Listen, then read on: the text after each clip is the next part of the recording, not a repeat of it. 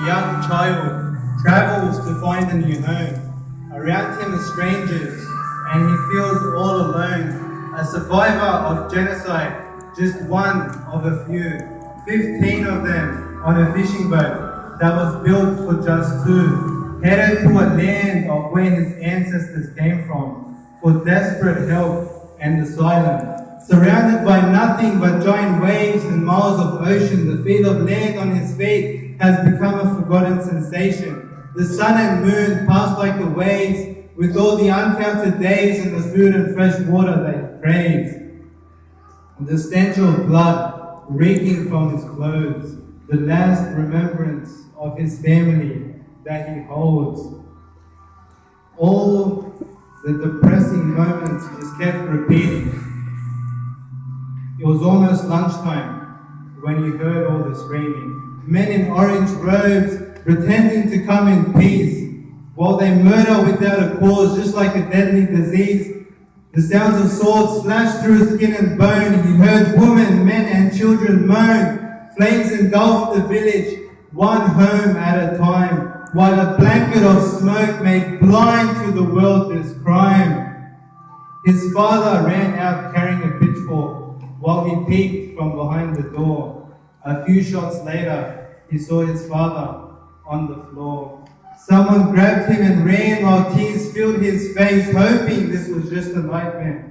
A survivor who questioned himself repeatedly.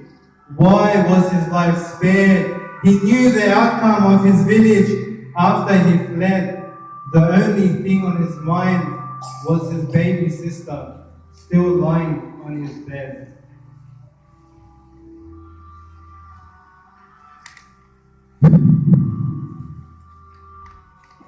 Just when he closed his eyes to let death take him, he hears seagulls.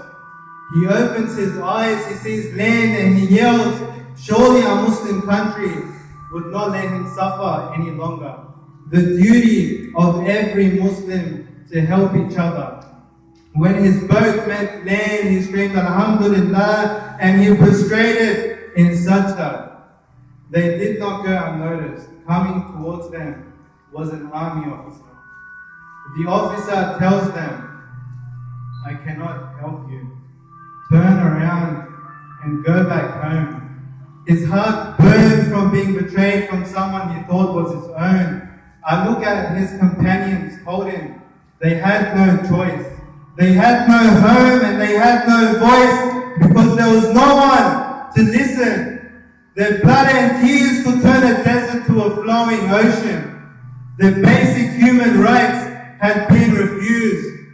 Refugees with no refuge. So I have a question for the Ummah.